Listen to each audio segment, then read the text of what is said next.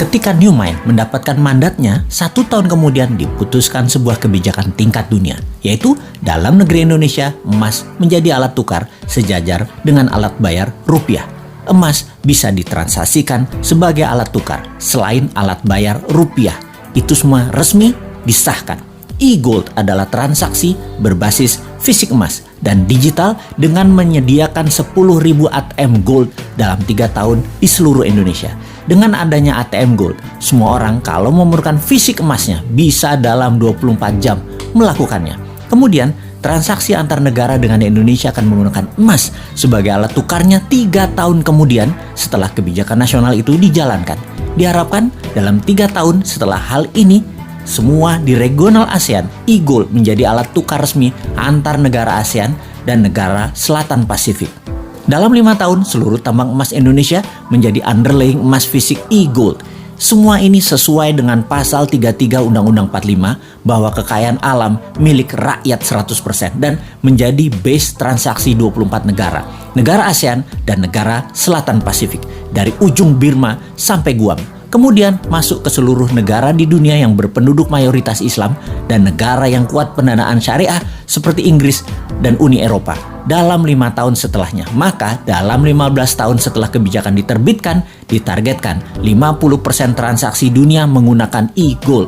Emas adalah pengadil yang adil. Indonesia akan menjadi negara pertama bebas inflasi.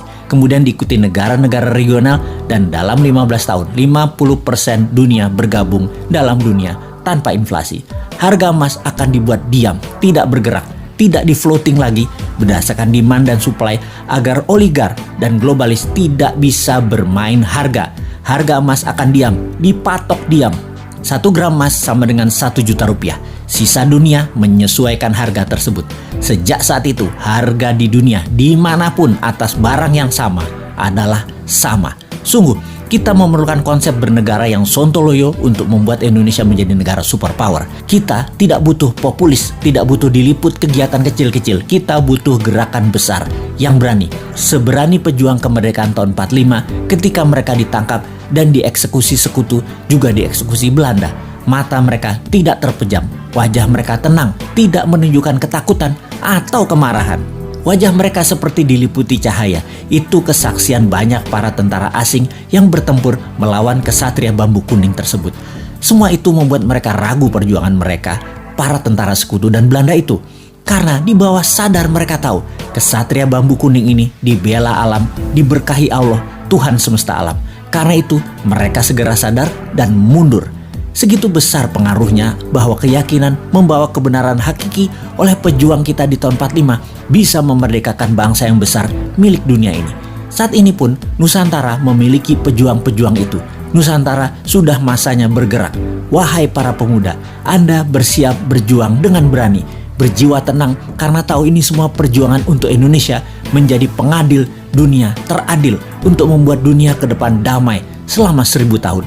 Wahai pemuda New Mind, inilah masa kalian menjadi pembeda, menjadi pejuang kesejahteraan dunia untuk jadi penengah kisruhnya dunia. Rebutlah kekuasaan globalis yang merugikan dan jinakan negara dunia yang saling bunuh untuk kekuasaan dan pertumpahan darah untuk sebuah kepuasan jabatan. Sudah itu semua.